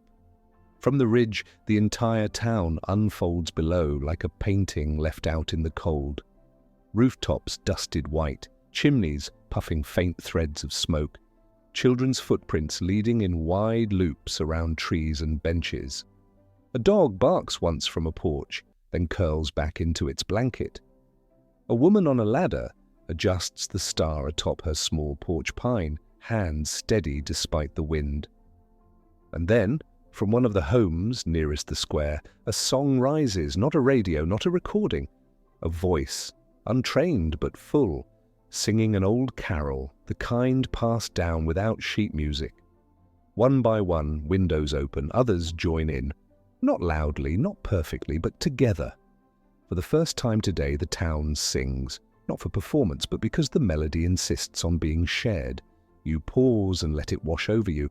You don't sing, you don't move, you simply listen. The notes stretch across alleys and over roofs, through chimneys and along railings.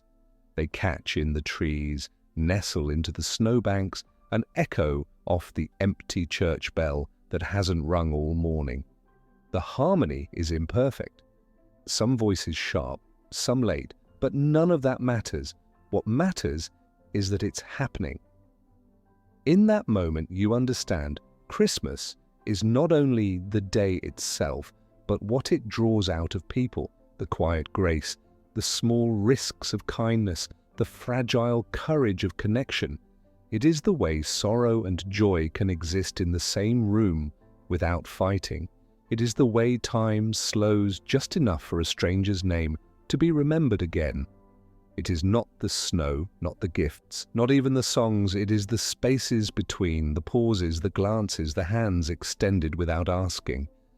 And as the song fades, replaced again by the hush of snow and breath and firelight, the day leans gently into afternoon.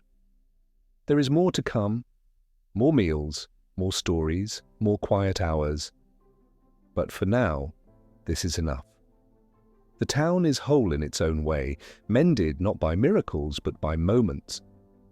As the day tilts toward its second half, the sun hangs low over the rooftops, brushing the chimney edges with a gentle gold that flickers like a final offering before retreating.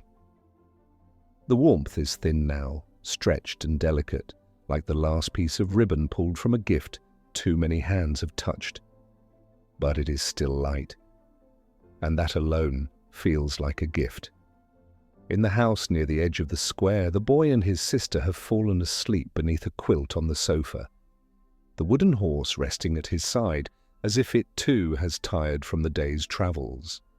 Their mother sits in a chair nearby, mending a tear in his shirt pocket she didn't catch before wrapping it. The needle moves in slow, practiced rhythm, though her thoughts drift. Not to the torn fabric, but to the way her husband's voice used to fill the room after dinner. She doesn't cry, not today. Today is for holding things gently, not letting them fall apart. The kitchen still smells faintly of cloves and onions. The empty dishes wait patiently in the sink, unwashed, but not forgotten. Outside, the wind has picked up slightly, rustling the brittle branches of the tree in the yard, shaking loose a bit of snow. It drifts down in slow spirals, catching the afternoon light like bits of lace unraveling in the air. Down by the bakery, the old woman closes her curtains and lights the oil lamp by her reading chair. She has not touched the letter, but today she did move it, from the desk to the mantel, a gesture so small it might not mean anything at all. But it does. The flame in the lamp flickers against the glass, casting long shadows across the floor. She sits without tea this time, only her hands folded, her eyes half closed, listening to the wind as it hums low against the windows. The silence no longer feels empty. It feels earned.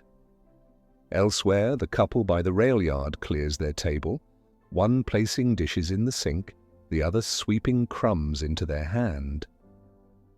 They don't speak now. The quiet has settled between them not as a wall, but as a soft blanket, an agreement that words aren't needed to say thank you. In the corner of the room, a single radio crackles faintly, catching the tail end of a broadcast choir. They let it play, even as the static grows louder than the melody. And in the little chapel, with its doors now shut against the cold, the priest has finally finished his duties. The candles are trimmed, the programs stacked, the hymns returned to their shelves. He lingers by the altar a moment longer, staring at the wax stain left behind from the night before. He doesn't scrub it away. He simply places a small linen cloth over it, not to hide it, but to let it rest. Back in town, a boy builds a fort with snow bricks along the sidewalk. His gloves are wet through and his cheeks are red with the bite of wind, but he stays out longer than he should. His father watches from the porch, sipping a mug of something warm. He doesn't call him in. He knows this hour and this particular stretch of light belongs to childhood alone. The moment between gift and dream, between full and fading. A few streets over, a teenage girl sketches at the kitchen table. Her notebook is filled with faces, some familiar, others imagined. Her mother watches her from the doorway, hands still dusted with flour. She doesn't interrupt. The girl's pencil moves quickly, catching lines only she can see. It is her way of holding the day, of making something that won't melt like snow or be eaten like cake. She shades in the eyes carefully, leaving just enough white for a spark. At the general store, which remained closed all day except for one emergency loaf of bread, the owner sits on a stool behind the counter, whittling a small figure from a block of pine. His hands are calloused, fingers sure.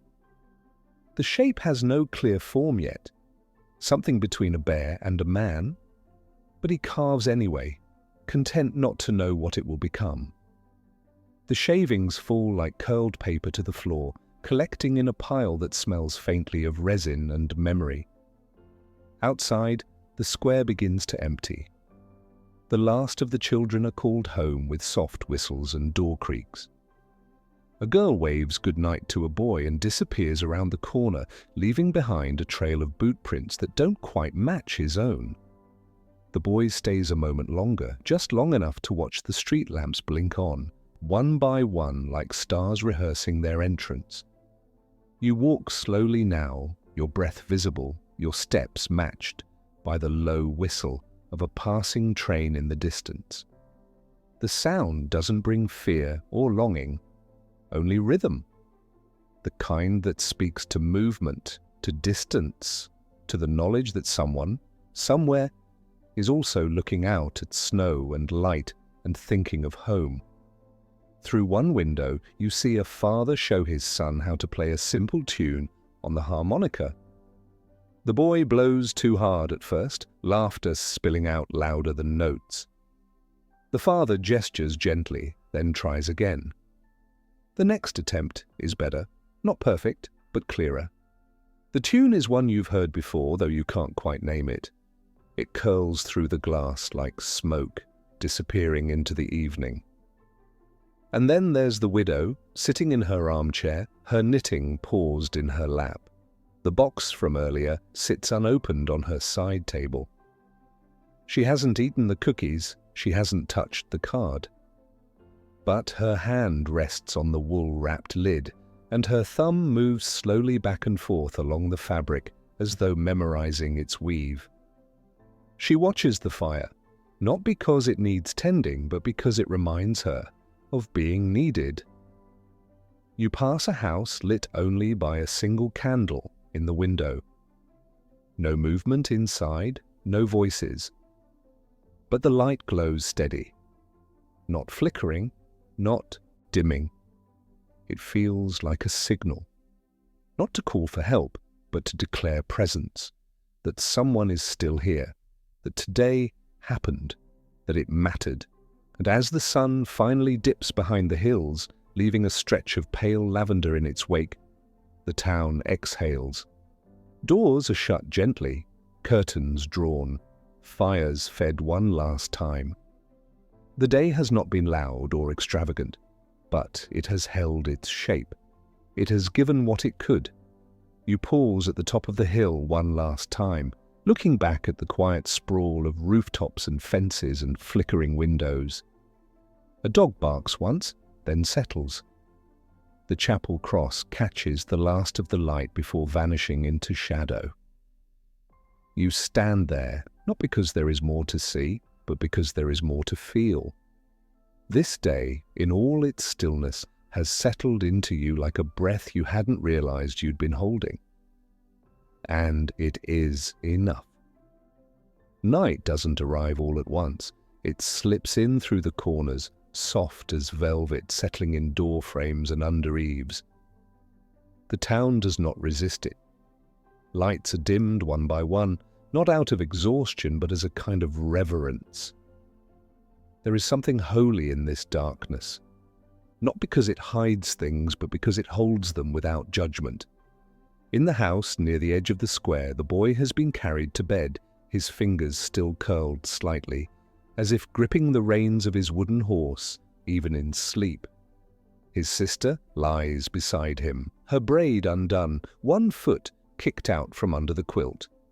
Their mother lingers in the doorway for a while, watching the steady rise and fall of their breathing. She does not pray, not with words, but she closes her eyes for a moment, and the silence she offers is full enough. The kitchen has gone cold, but the dishes remain in the sink untouched. A single lamp glows above the table, casting a warm puddle of light across a stack of cards and torn paper scraps. The mother picks up one, smoothing it with her hand before placing it in a small tin. She collects fragments, not to remember the day, but to honor that it happened. On the other side of town, the old woman in the bakery opens the letter. Her hands shake slightly, not from fear, but from the weight of time. She reads it slowly, eyes moving across each word, as though each one might vanish if rushed. There are no surprises. She already knew what it would say. But reading it still changes something. When she folds it and sets it back down, her shoulders soften. She does not cry. She simply stands, walks to the window, and opens it just enough to let the night air in. The wind carries stories no one speaks aloud, not secrets, but remembrances. It curls past chimneys and fence posts, rustling faded ribbons still hanging from porch railings. Somewhere, a bell rings, not from a church, just a small one tied to a cat's collar as it slips beneath a gate. The sound vanishes into the hush. At the chapel, the priest has turned in. The candles are long extinguished, the pews empty, but not lonely. The silence there is deeper than elsewhere, not void, but vessel. It feels like a place the world steps back from, if only for a few hours. Dust settles over the hymnal bindings. A single evergreen needle falls from the wreath and lands on the altar cloth. No one sees it, but it becomes part of the night, just the same. The couple by the rail yard sits by their fire, chairs drawn close. He reads aloud from an old book, not for its story, but for the sound of his voice filling the room. She knits with eyes half closed, the rhythm of her hands matched to the cadence of his words. They are not young, but tonight they are not old either. Time has unspooled a little, just enough to remind them of how it once felt to simply be beside someone without needing anything more. Elsewhere, a teenager adds one final line to her drawing and closes her notebook. She doesn't look at the finished sketch. She already knows it by heart. Instead, she places it beneath her pillow like a promise. The pencil is set beside a jar of water, half full, catching the shimmer from a passing car's headlights as it turns the corner outside. She switches off the light. The room fills with quiet. In the house, with the single candle in the window, the flame dances once more before guttering low. A man asleep in the armchair stirs slightly, shifting his weight, one slipper half fallen from his foot. On his lap is a photograph album, open to a page where two children grin beside a Christmas tree long gone. The spine of the book rests against his chest, rising and falling slowly. You walk the empty street now, boots crunching softly over the crust of snow that has frozen in delicate patterns. The lamplight is golden here, catching in icicles that dangle from roof gutters like chimes frozen mid-note. The houses hum with quiet life, not in volume, but in presence. Curtains are drawn. Shadows move gently behind frosted glass. Somewhere, a record plays, the scratch of needle over vinyl giving more comfort than the tune itself. You pass a house where someone is setting out an extra blanket on the porch bench, not for themselves, maybe for no one, but it waits there anyway just in case someone needs it. These are the offerings the night receives without fanfare.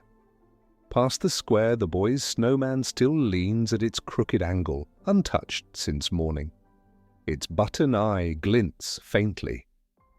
No one thought to fix it, but no one thought to knock it down either. That is enough. Even the imperfect is allowed to remain tonight. Up the hill once more, you look back one final time. The town below is quieter than you've ever known it. Not asleep, not alert, but suspended. It breathes slowly. It holds its past and its present without choosing between them. And in that stillness there is something enduring, not dramatic, not loud, just lasting. You do not want to leave, but you do not need to stay. What needed to be witnessed has been seen. What needed to be heard was already sung. The rest belongs to the dark now, not to vanish, but to be folded into memory. As you turn to go, snow begins to fall again, thin at first, then steadier. It does not cover anything, not yet. It simply joins what's already there, layer upon layer, like a blessing whispered again and again, not louder but closer. And just before the final light disappears behind the distant ridge and the town exhales once more, it has given its gift, and now it rests.